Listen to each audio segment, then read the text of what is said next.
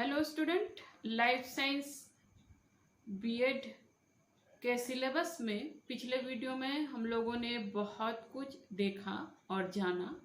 आज हम लोग बीएड के यूनिट 4 साइंस करिकुलम और साइंस लाइब्रेरी में देखेंगे। साइंस करिकुलम में concept, scope and principle of curriculum construction in life science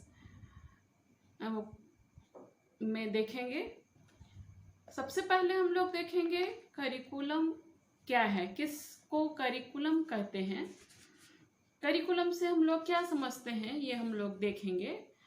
curriculum, जब भी करिकुलम की बात आती है, पाठ्यचर्या की बात आती है, तो हम लोग इस बात में जानते हैं कि करिकुलम तभी होता है जब किसी देश, समाज के शैक्षिक, सांस्कृतिक और सामाजिक दर्पण का उस करिकुलम में प्रभाव दिखाई पड़े, जिसके कारण छात्रों की शारीरिक, शैक्षिक और मानसिक योग्यताओं को विकसित करने के लिए उस पाठ्यक्रम में सहायता देने वाला पाठ्यक्रम हो, ऐसी उम्मीद उस पाठ्यक्रम से की जाती है। अगर हम लोग देखेंगे तो पाठ्यक्रम अगर समाज के अनुसार है, राष्ट्र के अनुसार बनाया जा रहा है, तो पाठ्यक्रम एक गतिशील और विकासशील प्रक्रिया है और इसे निर्धारित उद्देश्यों की प्राप्ति करने का एक जरिया है।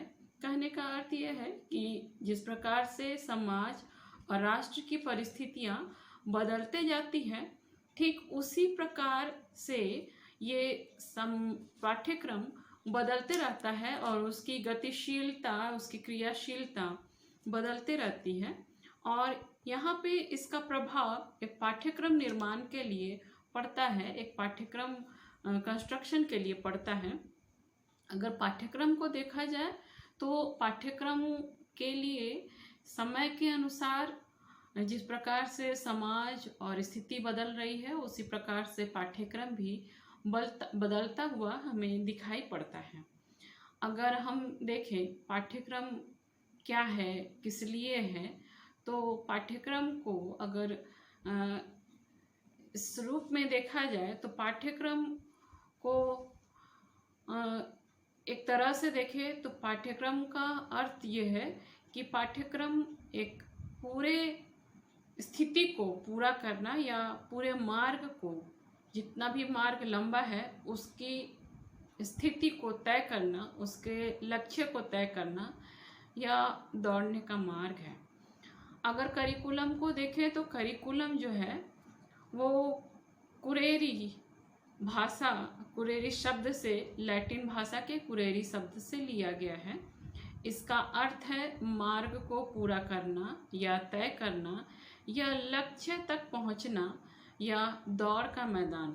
पाठ्यक्रम को एक तरह से दौड़ के मैदान के रूप में माना गया है।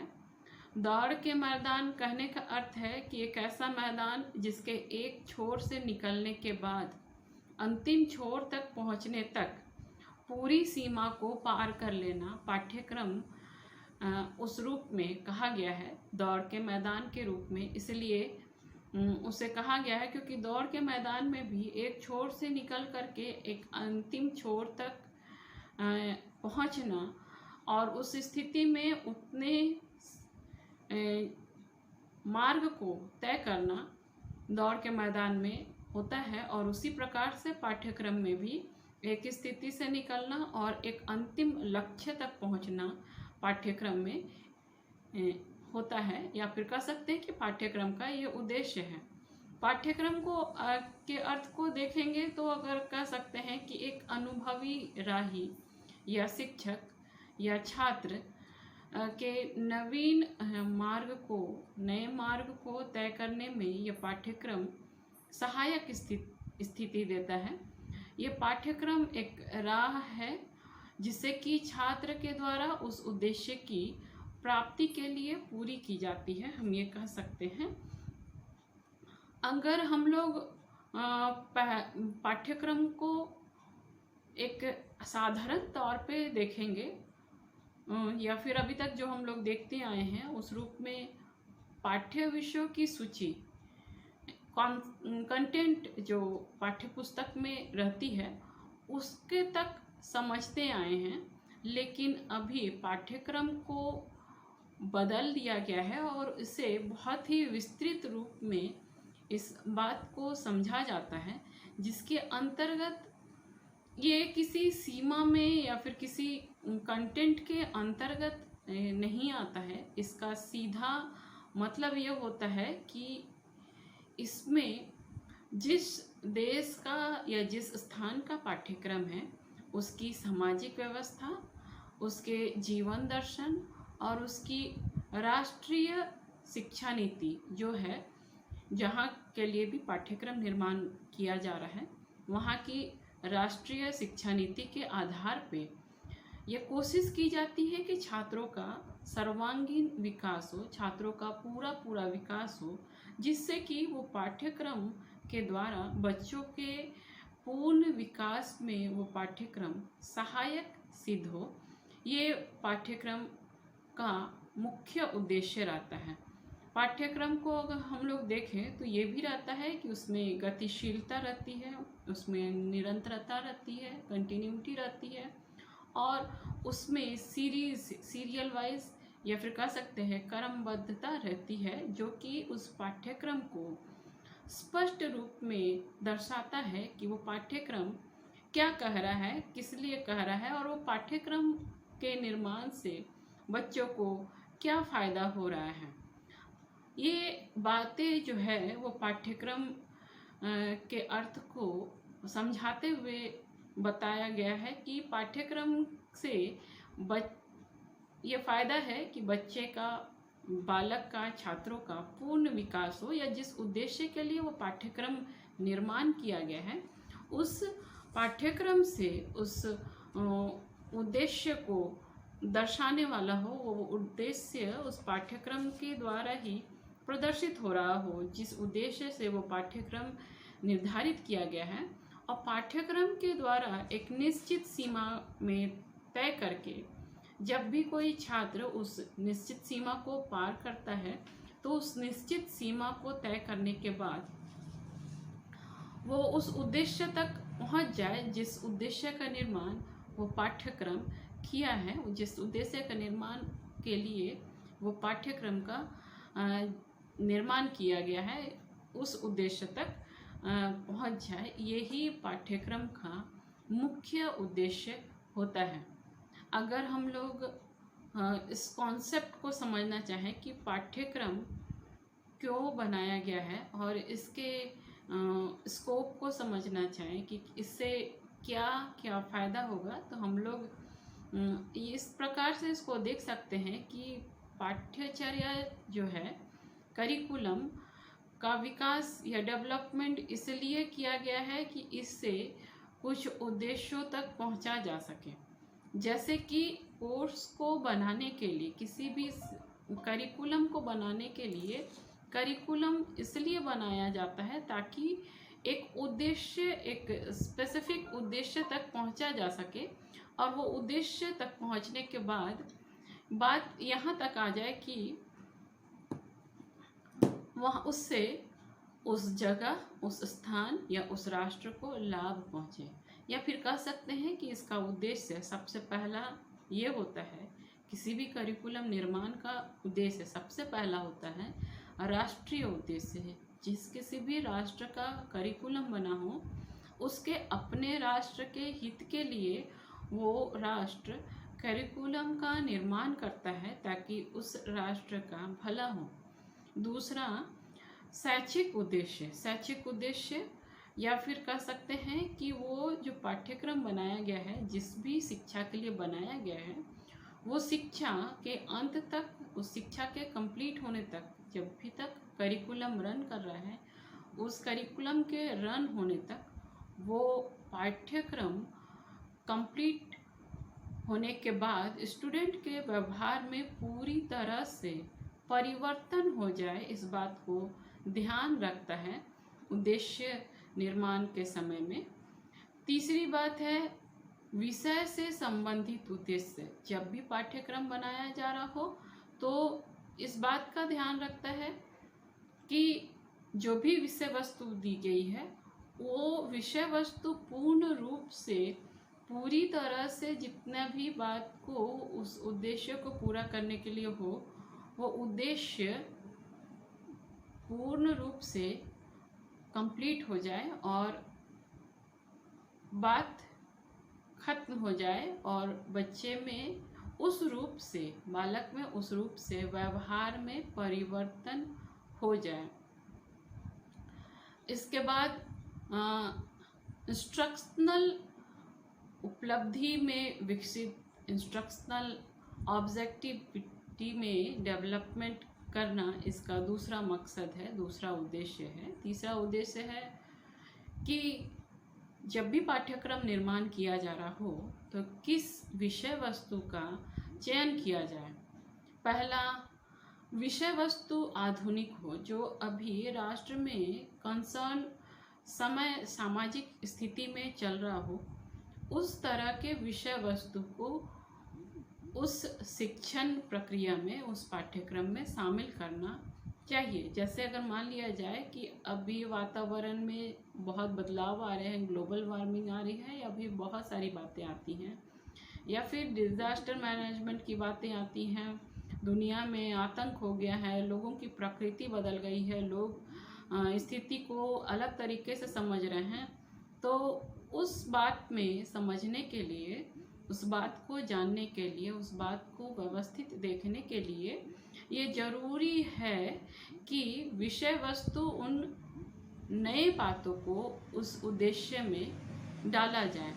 दूसरी बात, जो भी विषय वस्तु डाली जा रही हो वो सही हो, उचित हो। तीसरी बात, विषय वस्तु जितनी भी डाली जा रही हो पाठ्यक्रम के अंतर्गत, वो विषय वस्तु उतनी हो जितने की उस एज के बच्चे, या फिर जिस स्टैंडर्ड में पाठ्यक्रम का, जिस स्टैंडर्ड के लिए पाठ्यक्रम का निर्माण किया जा रहा है, उस स्टैंडर्ड के बच्चे उस विषय को बहुत ही अच्छे तरीके से जान जाएं, समझ जाएं, या समझने की उनकी योग्यता हो। इस तरह के पाठ्य वस्तु उस विषय में या उस पाठ्यक्रम को, किसी खास विषय के पाठ्यक्रम को बनाते समय ध्यान में रखना चाहिए, या फिर उस तरह के उद्देश्यों का निर्माण करना चाहिए। चौथी बात है विषय वस्तु का संगठन, जिसमें पहला है विषय वस्तु एक अनुक्रम में, सीरीज वाइज जो भी विषय वस्तु हो वो सीरीज वाइज हो। ऐसा ना हो कि कोई वैसा विषय वस्तु हो जो कभी आगे हो, कभी पीछे हो, कभी कुछ हो, जो भी हो वो सिलसिलेवार वाइज हो। Standard low to high, high to low नहीं होना चाहिए, low to high and high to again next position का हाई, इस तरह का पाठ्य वस्तु हो। पाठ्य वस्तु में दूसरी बात है पाठ्य वस्तु में निरंतरता। तीसरा, पाठ्य वस्तु का औचित्य। जो भी पाठ्य वस्तु लिया जा रहा है वो पाठ्य वस्तु उचित होना चाहिए। वो इसलिए लिया जाना चाहिए कि उस पाठ्य वस्तु से स्टूडेंट को लाभ हो रहा हो, उसे फायदा पहुंच रहा हो। इस तरह के पाठ्य वस्तु होने चाहिए। इस तरह के पाठ्य वस्तु होने से ये होता है कि बच्चे जो हैं वो उसमें ज़्यादातर उसके औचित्य को समझते हुए बच्चे विषय वस्तु को बहुत ही अच्छे तरीके से जान पाते हैं, समझ पाते हैं, और उसके लिए अपना ध्यान केंद्रित कर पाते हैं। नेक्स्ट है विषय वस्तु का लचीलापन होना। विषय वस्तु जितना दूर तक लचीलापन हो, जितना लचीलापन उसके अंतर्गत हो, उतना ही फायदेमंद होता है। कारण ये है कि विषय वस्तु के लचीलेपन होने से उसका झुकाव हर पक्ष की ओर होगा। बच्चे की मानसिकता की ओर, बच्चे की आयु स्थिति की ओर, बच्चे के फिजिकल एबिलिटी की ओर, हर विषय के लिए वो उसका लचीलापन होगा। इससे फ़ायदा ये होता है कि बच्चे छात्र इस विषय को बहुत ही अच्छे तरीके से गहराई से समझ पाते हैं, देख पाते हैं और सोच पाते हैं। इस तरह से पाठ्यचर्या निर्माण में उसकी स्कोप को ध्यान में रखा जाता है कि कहाँ से किस तरह से इसको विकसित किया जाए कि हर तरह से बच्चों के लिए ये लाभकारी हो। इसके साथ साथ मूल्यांकन में भी पाठ्यक्रम सहयोग देता है कि किस प्रकार से मूल्यांकन हो। सबसे पहली बात आती है फॉर्मेटिव इवैल्यूएशन में पाठ्यक्रम इस प्रकार से बनाया जाए कि फॉर्मेटिव इवैल्यूएशन की ज़रूरत पड़ने पे फॉर्मेटिव इवैल्यूएशन स्टूडेंट का बहुत ही आसानी रूप से हो जाए। दूसरी बात है समेटिव इवैल्यूएशन। समेटिव इवैल्यूएशन भी ऐसा हो कि बड़े ही आराम से, बहुत ही अच्छे से और बच्चे के समझ के अनुसार से बहुत ही अच्छे से इवैल्यूएशन का प्रोसेस हो जाए, इस ओर ध्यान में रखा जाता है। अगर पाठ्यचर्या के कॉन्सेप्ट को देखा जाए और उसके आधार पे उसके स्कोप को देखा जाए तो पाठ्यचर्या का संबंध उसके आदेशात्मक संकेत में जुड़ा रहता है, उसके ऑर्डर में जुड़ा रहता है कि कौन कौन सी बातें पाठ्यचर्या में होनी चाहिए। जैसे कि पहला है शैक्षिक समानता या फिर शिक्षा के लिए समान अवसर। ये बात तब आती है जब 1988 में राष्ट्रीय पाठ्यचर्या की रूपरेखा को तैयार किया जा रहा था। ये रूपरेखा तैयार इसलिए किया जा रहा था ताकि इसी बात को ध्यान में रखते हुए पाठ्यक्रम निर्माण किया जाए ताकि छात्रों को इससे ज़्यादा से ज़्यादा सहायता मिले। तो इसके अंतर्गत पहली बात आती है पाठ्यचर्या संबंध और उसके आदेशात्मक संकेत। इसमें पहला है शैक्षिक समानता और शिक्षा के लिए समान अवसर। उद्देश्य निर्माण करते समय इस बात का ध्यान रखना चाहिए कि सभी को उस पाठ्यचर्या से समान अवसर मिले। दूसरी बात सांस्कृतिक धरोहर का संरक्षण। पाठ्यचर्या से सांस्कृतिक धरोहर का संरक्षण हो, इस बात पे ध्यान दिया जाना चाहिए। तीसरी बात संवैधानिक उद्देश्य उत्तरदायित्व। संवैधानिक उत्तरदायित्व पाठ्यक्रम से हो, उसका पूरा फायदा हो, इस बात को ध्यान में रखना चाहिए। चौथी बात है राष्ट्रीय पहचान और एकता को सबल करना। पांचवी बात है चरित्र निर्माण और मूल्यों का विकास करना। छठी बात है सार्वभौमिक परिप्रेक्ष्य। सातवीं बात है पर्यावरण सुरक्षा। आठवीं बात है छोटे परिवार मानक को स्वीकारना। नवीं बात है भविष्य अभिमुख शिक्षा। अब अगर हम इसे शैक्षिक आवश्यकताएं के रूप में देखें तो सबसे पहला है कि पाठ्यक्रम का निर्माण इस रूप में होना चाहिए कि जिससे पहले बात में देखेंगे शिक्षा के सर्वांगीण विकास के लिए, छात्र केंद्रित शिक्षा के विकास के लिए किया जाता है और अधिगम के लर्निंग के इजी प्रोसेस में बच्चे सीख पाए, इस बात को ध्यान में रखा जाता है। बच्चों में सृजनात्मकता का विकास हो, इस बात को ध्यान में रखा जाता है। उनमें वैज्ञानिक दृष्टिकोण का विकास हो, पाठ्यक्रम बनाते समय इस बात को भी ध्यान में रखा जाता है। शिक्षा और कार्य में समन्वय हो, इस बात को भी ध्यान में रखा जाता है।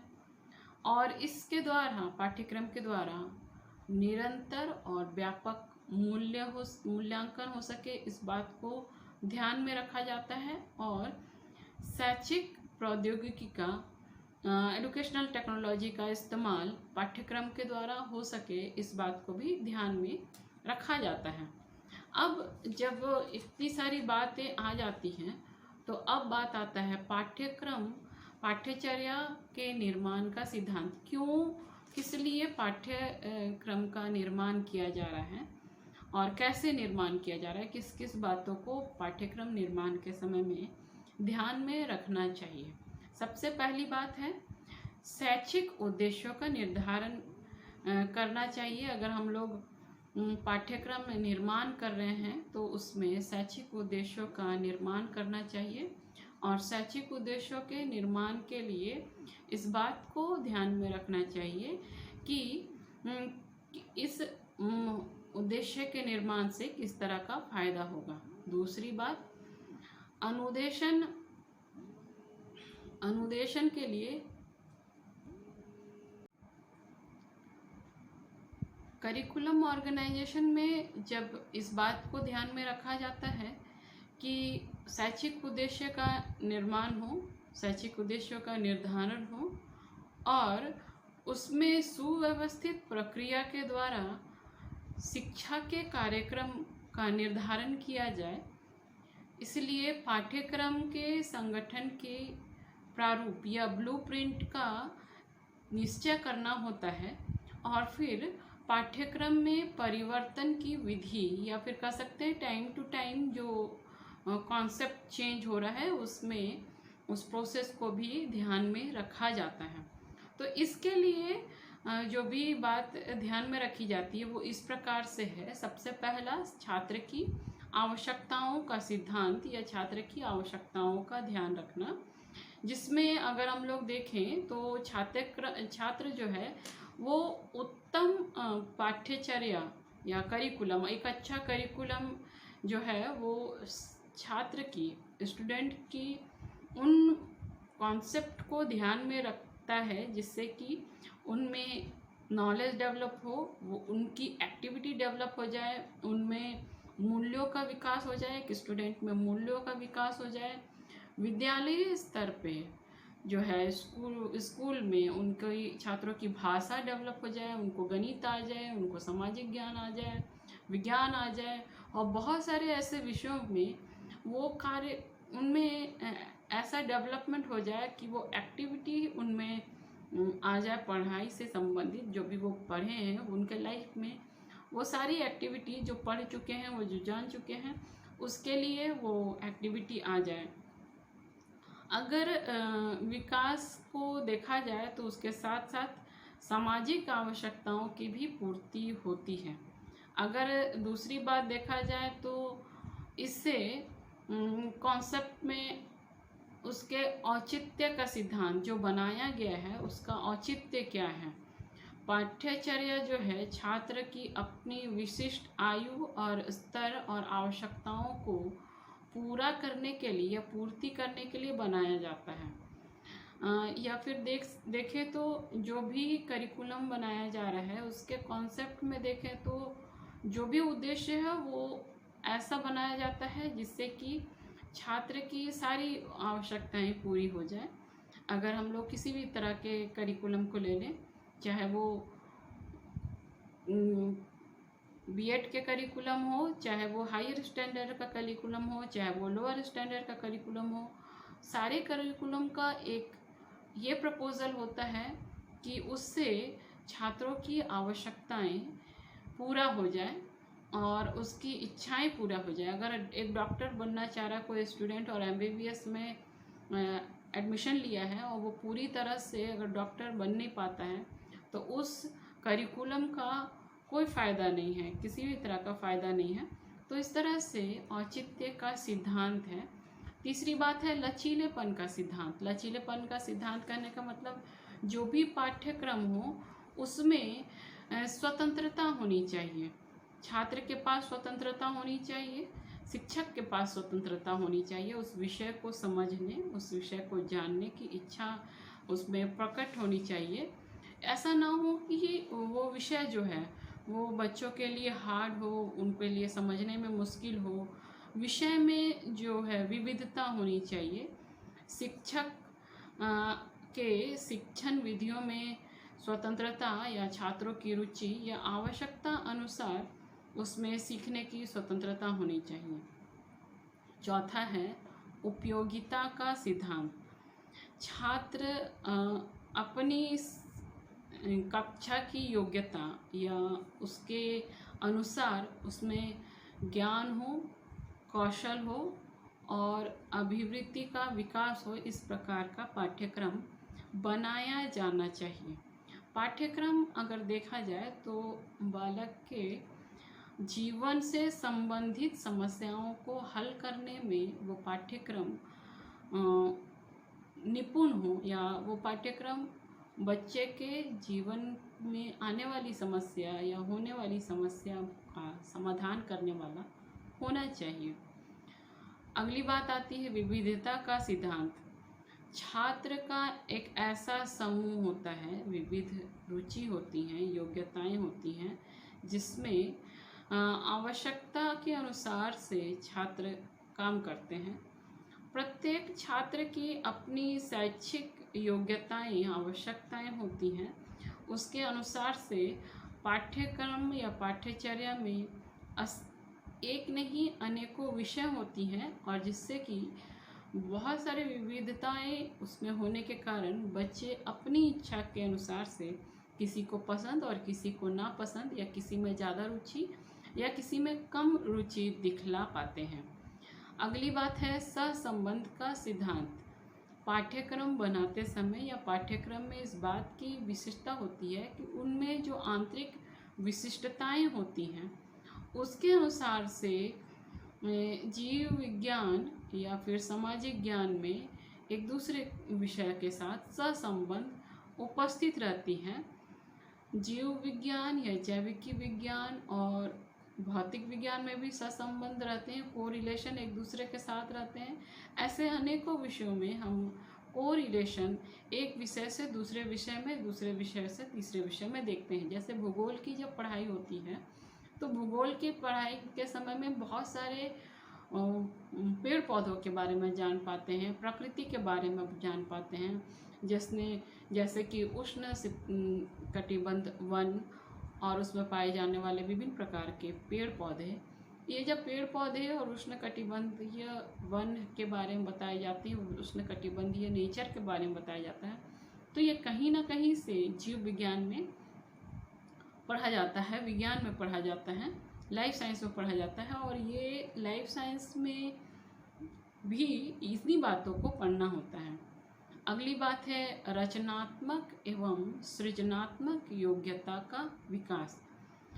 इस विषय को देखा जाए तो जो भी करिकुलम का निर्माण हुआ होता है उसमें इस बात का ध्यान रखा जाता है कि इसके द्वारा, इस पाठ्यक्रम के द्वारा विद्यार्थियों में रचनात्मकता या सृजनात्मकता का स्थान हो, रचनात्मकता और सृजनात्मकता डेवलप करने वाला वो पाठ्यक्रम हो। साथ ही साथ इसमें अनुभव की पूर्णता का भी सिद्धांत होता है। छात्र की आयु, उसकी आवश्यकता और उसकी योग्यता के अनुसार से पाठ्यक्रम का निर्माण किया जाता है। ये पाठ्यक्रम के निर्माण होने से बालक में ये बात आती है कि जो भी पाठ्यक्रम बनाया जा रहा है, जो भी पाठ्यक्रम है, वो उसके द्वारा से बच्चा जो है, स्टूडेंट्स अपने लिए अपने विषय से संबंधित बातों को जान पाता है, और उस विषय से जो भी बात वो देख रहा है या समझ रहा है, उस विषय से वो बहुत सारी बातों को जानते हुए, उस बहुत सारी बातों को देखते हुए उस विषय को समझ पाता है अपनी अवस्था के अनुसार से, अपनी स्थिति के अनुसार से, और उसके अनुसार से वो उसमें अपना गहरा संबंध बना पाता है। अगर हम लोग देखें तो पाठ्यचर्या निर्माण या करिकुलम के प्रबंधन के समय में विषय से संबंधित जितने शिक्षक होते हैं और उनके द्वारा जो भी मनोवैज्ञानिक चिंतन, तर्क और व्यक्तिगत और राष्ट्रीय आवश्यकताओं की पूर्ति का ध्यान रखा जाता है, जिससे कि जो भी पाठ्यक्रम बनाया जा रहा हो वो पूरा होता हुआ या पूर्ण होता हुआ दिखाई पड़े। तो यहाँ तो बात हो गई पाठ्यचर्या निर्माण से संबंधित। पाठ्यचर्या जो निर्माण की बातें आ रही हैं ये यहाँ समाप्त हो जाती है, और अब बात आती है significance of good science library and selecting of book. Science library की जब बात आती है तो हमारे दिमाग में एक बात ये घूमती है कि जो हमारे आसपास या हम अभी तक जितने प्रकार के लाइब्रेरी देखे हैं, वो लाइब्रेरी की बात आ जाती है। पुस्तक या फिर अन्य पुस्तक का उपलब्धि जहाँ पे आसानी से हो जाए, वहाँ की बात आ जाती है लाइब्रेरी में। अगर हम देखें अपने जीवन काल में, बहुत सारे लाइब्रेरी से हम लोग संपर्क में आते हैं, और जब स्कूल में रहते हैं या फिर जब भी स्कूली अवस्था में लाइब्रेरी के संपर्क में आते हैं। लाइब्रेरी एक ऐसा स्थान है जहाँ विभिन्न प्रकार के पुस्तकों का, विभिन्न प्रकार के बुक्स का संग्रह होता है, और ये बुक्स स्टूडेंट के लिए बहुत ही लाभकारी लाभकारी होता है। ये लाभकारी इस परिप्रेक्ष्य में देखा जाता है कि स्टूडेंट्स वहाँ जाते हैं और वहाँ पे जाकर के अपने मनपसंद का बुक, चाहे वो किसी भी संबंध में हो, वो पढ़ाई लिखाई से संबंधित किसी भी संबंध में बुक, वो जाते हैं और वहाँ से लेते हैं, अपने लिए इशू कराते हैं और वो पढ़ते हैं और अपने ज्ञान को बढ़ाते हैं। अगर हम देखें तो हमारे सामने बहुत सारे लाइब्रेरी आते हैं स्कूल में उपस्थित। वो लाइब्रेरी जिसमें हर सब्जेक्ट के स्कूल से रिलेटेड बुक, रेफरेंस बुक और अन्य बुक्स आ जाते हैं। अगर हम लोग देखें तो बाहर में जो स्वतंत्र रूप में लाइब्रेरी चलती हैं, चाहे वो कोई भी हो, शहर के अंदर कोई भी लाइब्रेरी हो, उसमें भी ऐसे बुक्स होते हैं जो पढ़ने के लिए होते हैं। अनेकों लोग वहाँ जा कर के लाभ उठा सकते हैं उस बुक से, उन बुकों से। वहाँ पे अनेकों तरह के बुक रहते हैं, उपन्यास रहते हैं, पढ़ाई लिखाई से संबंधित रहते हैं, प्रतियोगिता के बुक रहते हैं और अनेकों प्रकार के बुक रहते हैं ऐसा लाइब्रेरियों में, जहाँ से बहुत सारे स्टूडेंट अपने लिए फ़ायदा उठा सकते हैं। जैसे कि पढ़ने लिखने से संबंधित, प्रतियोगिता से संबंधित स्टूडेंट, पढ़ने लिखने से संबंधित स्टूडेंट, या फिर अन्य यहाँ जो बाहर में उपस्थित पाठ्य पुस्तक से संबंधित या पुस्तकों से संबंधित जो लाइब्रेरी रहती हैं, वो लाइब्रेरी स्वतंत्र रूप में चलती है। वो लाइब्रेरी देखा जाए तो वो इस तरह से बनाई हुई रहती है कि वो बहुत ही अच्छे से चले और उसमें किसी भी उम्र के पढ़ने वाले लोग आ सकते हैं। लेकिन जब जीव विज्ञान लाइब्रेरी की बात आती है तो इसका सीधा मतलब होता है कि एक ऐसा लाइब्रेरी जो कि एक ऐसे स्पेस में बनाया गया हो जो कि जिसमें केवल विज्ञान से संबंधित किताबों का संग्रह हो, ऐसा लाइब्रेरी की बात की गई है।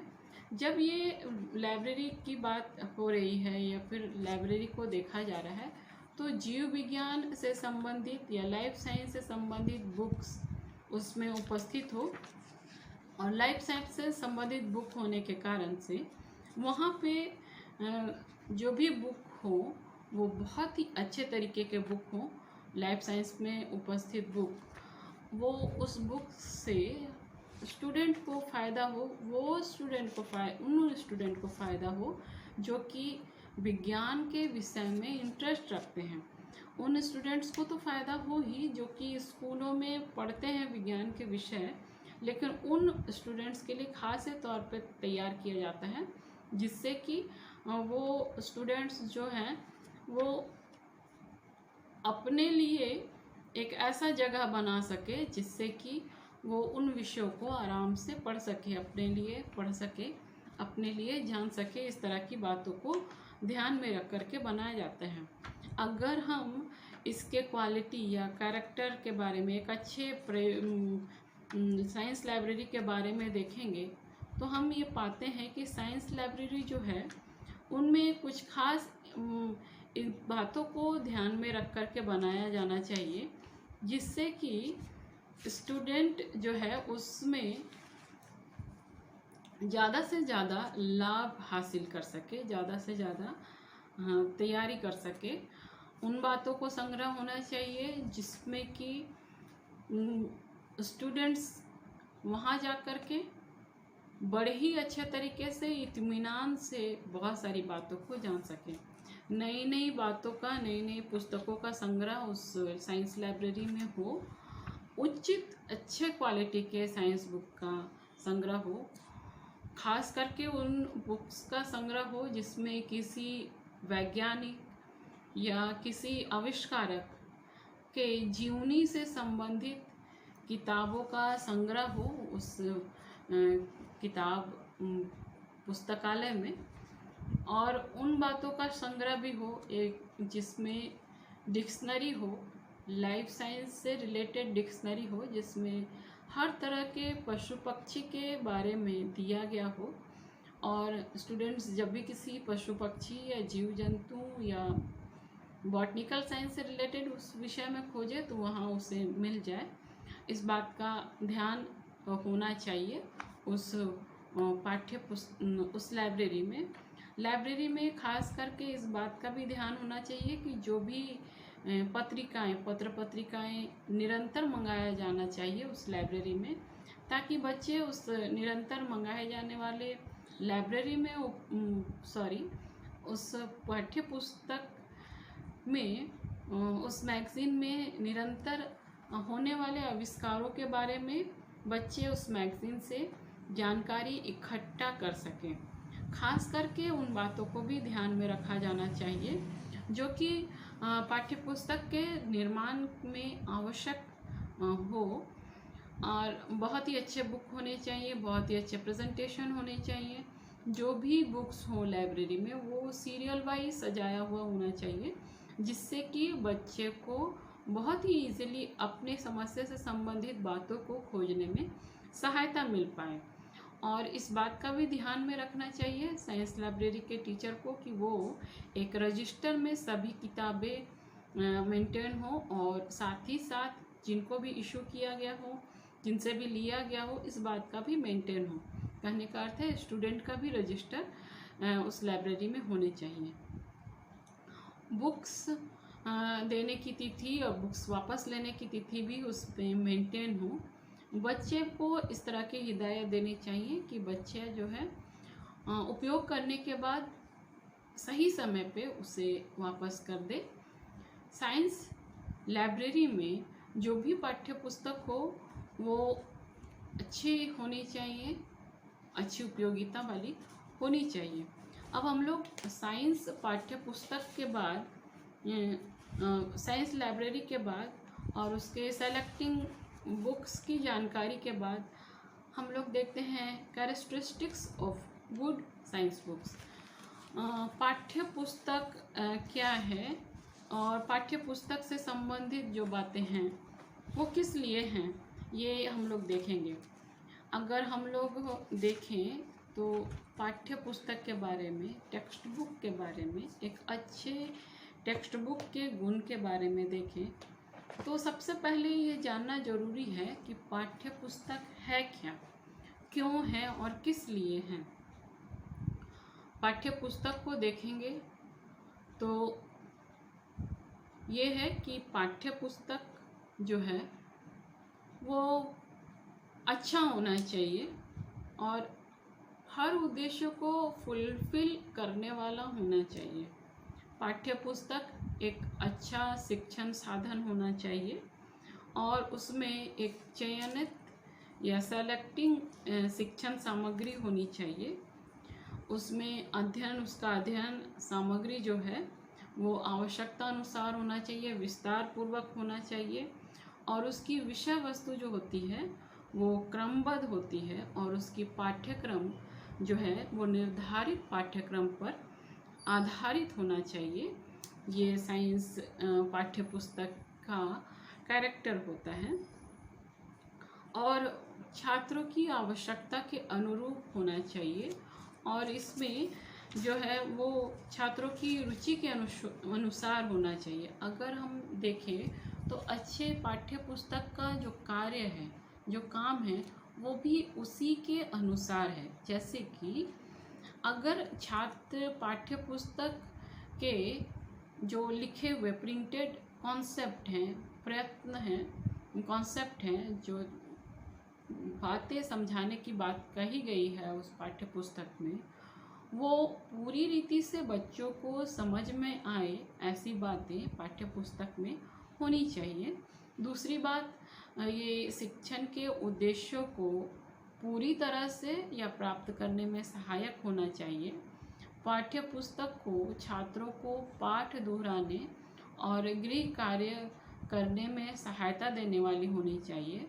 पाठ्य पुस्तक जो होती है वो बच्चे खुद से पढ़ सके, उसमें मनन कर सके, चिंतन कर सके, इस प्रकार के पाठ्य पुस्तक होनी चाहिए। ये पाठ्य पुस्तक जो है इस प्रकार से होनी चाहिए कि स्टूडेंट्स का जीव विज्ञान में रुचि, इंटरेस्ट बढ़ता जाए, इस प्रकार से उसमें गुण होने चाहिए। अगर उसमें देखा जाए तो पाठ्य पुस्तक इस प्रकार से भी होना चाहिए जिसके माध्यम से बच्चे अपने लिए ज्ञान अर्जित कर सके, उसको अच्छे तरीके से समझ सके, उसको डिस्क्राइब कर सके, उनमें मनन कर सके, इस तरह की बातें होनी चाहिए। इसके अनुसार से अगर देखा जाए तो जो भी पाठ्य पुस्तक है, जो भी बुक्स हैं, उसमें अच्छा लेखन सामग्री दिया गया हो, लेखन की आवश्यकता हो, विषय वस्तु ऐसी हो, उसकी प्रकृति हो और उसके संगठन उस प्रकार से हो, पाठ्य पुस्तक का जो भी ढांचा हो वो बहुत ही अच्छा और आकर्षित होना चाहिए। अगर हम देखें तो पाठ्य पुस्तक जो है उसमें विषय वस्तु और उसकी प्रकृति और उसका संगठन भी एक पुस्तक को अच्छा बनाने में योगदान देता है। जैसे कि जो भी पाठ्य पुस्तक है उसमें जो भी विषय वस्तु है वो मनोवैज्ञानिक क्रम के अनुसार से सिलसिलेवार वाइज लगा हुआ होना चाहिए या उसमें प्रिंटेड होना चाहिए, बच्चों के मानसिक स्तर का होना चाहिए और बच्चों के अनुरूप होना चाहिए। पाठ्य वस्तु जो है जीव विज्ञान के विषय के शिक्षण के उद्देश्यों को ध्यान में रख करके बनाया होना चाहिए, लिखा हुआ होना चाहिए। पाठ्य वस्तु का जो भी भाषा है, पाठ्य पुस्तक का में प्रिंटेड जो भी पाठ्य वस्तु है उसकी भाषा सरल और समझने लायक हो, इस तरह की कोशिश उसमें की जानी चाहिए। उसमें एक तरफ शब्दावली भी हो, या फिर कह सकते हैं कि उसमें एक तरफ इस तरह का प्रेजेंटेशन बनाया हुआ हो जिससे कि पाठ्य पुस्तक में उपस्थित मुख्य बातों को एक खास पेज में जाने से आराम से मिल जाए, ऐसी शब्दावली बनाई जानी चाहिए।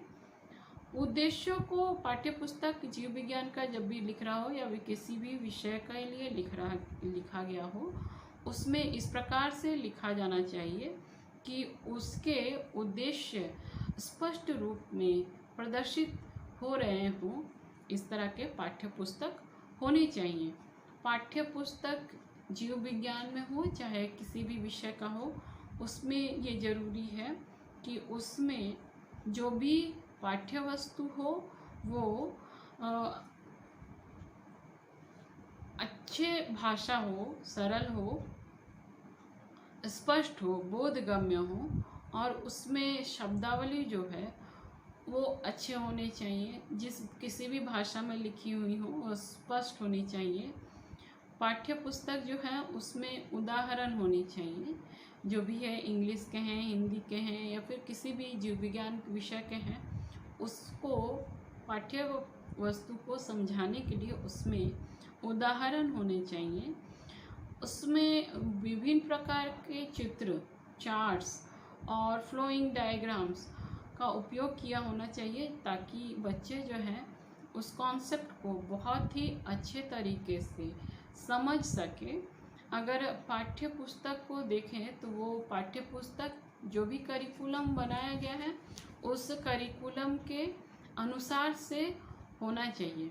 अगर हम पाठ्य पुस्तक में अगर देखने जा रहे हैं तो वो पाठ्य पुस्तक के जो भी कॉन्सेप्ट या लर्निंग मटेरियल हैं वो बच्चों के मानसिक अवस्था को ध्यान में रख कर के बनाए जाने वाले होने चाहिए। पाठ्य पुस्तक को अगर हम लोग देखें, ओवरऑल देखें या ऊपरी तौर पे देखें तो उसका गेटअप बहुत ही अच्छे तरीके के होने चाहिए, अच्छे कागज और स्याही से मुद्रित होने चाहिए। उसमें छात्रों के आयु के स्तर के होने चाहिए या फिर उसके अक्षर जो होने चाहिए वो अच्छे होने चाहिए। उसमें चित्र, जो भी फोटो हो, रेखा चित्र हो, अच्छे प्रकार से स्पष्ट हो। खास करके कोशिश ये होना चाहिए पाठ्य पुस्तक निर्माण के समय में कि उसमें कलर मटेरियल से जो भी फोटो हो वो कलर पिक्चर हो, इस बात का ध्यान में रखना चाहिए। अगर जीव विज्ञान के पाठ्य पुस्तक की बात की जाए तो वो इस प्रकार से होनी चाहिए कि हर बच्चे के लिए उपयोगी हो। बच्चे में इस प्रकार का पाठ्य पुस्तक में इस प्रकार के मटेरियल को डालना चाहिए जिससे कि बच्चे में उस विषय के लिए, उस पाठ्य पुस्तक के लिए रोचकता डेवलप हो जाए। पाठ्य पुस्तक में समय समय पे जो भी उचित बदलाव है वो होने चाहिए। अभ्यास होने चाहिए, अभ्यास कार्य के लिए भी एक अलग कॉलम होने चाहिए, असाइनमेंट वर्क के लिए कॉलम होना चाहिए। पाठ्य पुस्तक का जो भी मूल्य है वो अधिक मूल्यों का नहीं होना चाहिए। और अगर देखें तो पाठ्य पुस्तक में सही बातों का जगह होना चाहिए, सही बातों को रखना चाहिए और अनावश्यक बातों को उस पाठ्य पुस्तक में नहीं रखना चाहिए। अब हम लोग आते हैं कि किस प्रकार से जीव विज्ञान के पाठ्य पुस्तक का मूल्यांकन किया जाए।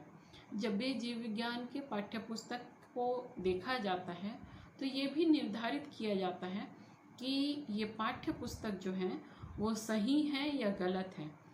अगर और बच्चों के लिए कहाँ तक ये पाठ्य पुस्तक बहुत ही उत्तम है, इस बात को भी देखा जाता है। अगर देखा जाए तो वो पाठ्य पुस्तक को खास रूप से देखा जाता है जो कि करिकुलम के अनुसार से, पूर्ण रूप से करिकुलम के अनुसार से संबंधित हो, चलता हुआ हो और उसमें हर बातों का समावेश हो, जिससे कि बच्चे में वैज्ञानिक रूप से खोज करने की प्रवृत्ति डेवलप हो जाए, वैज्ञानिक विधि हो, वैज्ञानिक अभिवृत्ति हो, जीव विज्ञान में रुचि डेवलप हो, इस प्रकार की मानसिकता होनी चाहिए।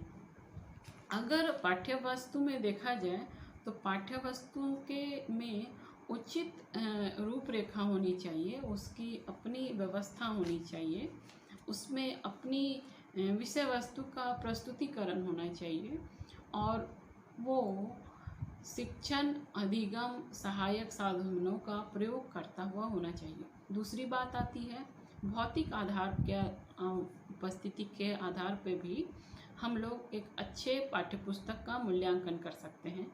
पहली बात है कि पाठ्यपुस्तक का आकार क्या है, क्या वो बहुत बड़ा है, क्या वो बहुत छोटा है या क्या वो मध्यम आकार का है। दूसरी बात है जो उसमें कागज़ का उपयोग किया गया है वो किस गुणवत्ता वाली है, अच्छी है, बुरी है या बहुत बुरी है या मध्यम है। जो टाइपिंग किया गया विषय वस्तु है उस टाइप का आकार क्या है, उसकी छपाई क्या है, उसका लेआउट क्या है, पाठ्य पुस्तक बाइंडिंग किस तरह से किया गया है। और सबसे बड़ी बात, अगर सभी चीज़ अच्छी है या सभी चीज़ मध्यम है तो उसका मूल्य भी एक अच्छे पाठ्य पुस्तक को प्रभाव डालता है। पाठ्य पुस्तक की नियोजना में भी, पाठ्य पुस्तक जब बना रहे हो तो किस प्रकार से बनाया गया है ये भी इसके मूल्यांकन में सहायक सिद्ध होता है। जैसे कि पाठ्य पुस्तक में पृष्ठों की संख्या कितनी है, पाठ्य पुस्तक में विषय वस्तु के स्पष्टीकरण के लिए कितनी इकाइयों की उपयोग किया गया है, कितनी इकाइयों में बांट करके उससे बच्चों को समझाया गया है, इस बात को ध्यान में रखा जाता है मूल्यांकन करते समय। तीसरी बात है जितने भी शिक्षण के लिए निर्मित इकाइयां हैं वो क्या पूरे एक चैप्टर को कंप्लीट कर रहा है या नहीं कर रहा है, उसका पाठ्य पुस्तक में दिए गए विषय वस्तु की लंबाई और उसके वेटेज को ध्यान में रख करके इकाइयों का निर्माण किया जाता है। अगर वो इकाई को कंप्लीट कर रहा हो तो पाठ्य पुस्तक अच्छी है, अगर वो इकाई को कंप्लीट नहीं कर रहा हो तो पाठ्य पुस्तक सही नहीं है। उसकी तार्किक क्रमबद्धता जो है पाठ्य पुस्तक की, वो भी सही होनी चाहिए और पूरे पाठ्यक्रम को पूरा करता हुआ पाठ्य पुस्तक होना चाहिए। उसमें जितने भी पाठ्य वस्तु हैं उसमें के अंत में उन सारे पाठ्य वस्तु का, किसी एक चैप्टर में जितने भी पाठ्य वस्तु कंटेंट हैं वो अंत में पाठ्य चैप्टर के अंत में उसके अंतिम में उसका सारांश हो, समरीज हो, ताकि बच्चे उस विषय को उस सारांश के द्वारा भी पुनः एक बार देख करके समझ जाए, ऐसी स्थिति होनी चाहिए। दूसरी बात है पाठ्य वस्तु का चयन। पाठ्य वस्तु के चयन के समय में जब भी पाठ्य पुस्तक में पाठ्य वस्तु चयन किया जा रहा हो तो इस बात को ध्यान में रखते हैं, और अगर ये बातें पुस्तक में नहीं हो तो वो उसे उचित और एक अच्छा पुस्तक के मानदंड से हटा दिया जा सकता है। जैसे कि सामाजिक एकीकरण के अभिवृत्ति का विकसित करने में सहायक ना हो तो वो पाठ्य पुस्तक अच्छा नहीं कहलाएगा। जीवन संरक्षण संबंधी दृष्टिकोण में सहायक होने वाला पाठ्य पुस्तक होना चाहिए। भौतिक और रासायनिक कॉन्सेप्ट में भी आधारित होना चाहिए पाठ्य पुस्तक। कक्षा जो भी चैप्टर पढ़ाया जा रहा हो, पूर्व कक्षा में क्या बातें कही गई हैं, अगली कक्षा में क्या बातें कही जाएंगी, इसके बारे में भी पाठ्य पुस्तक में भी बातें कही गई हों। विषय के शिक्षण के लिए जो भी समय निर्धारित किए गए हों वो समय उपस्थित होने चाहिए। सभी इकाइयों का एक संबंधित आनुपातिक विषय वस्तु हो। यह भी देखा जाना चाहिए कि छात्रों की रुचि, उसकी आयु और परिपक्वता के अनुरूप शब्दावली का चयन किया जाना चाहिए। छात्रों के पूर्व ज्ञान के आधार पर ये बातें तय की जानी चाहिए। स्थानीय पर्यावरण पर भी आधारित होनी चाहिए और मानक शब्दावली का उपयोग किया जाने वाला होना चाहिए।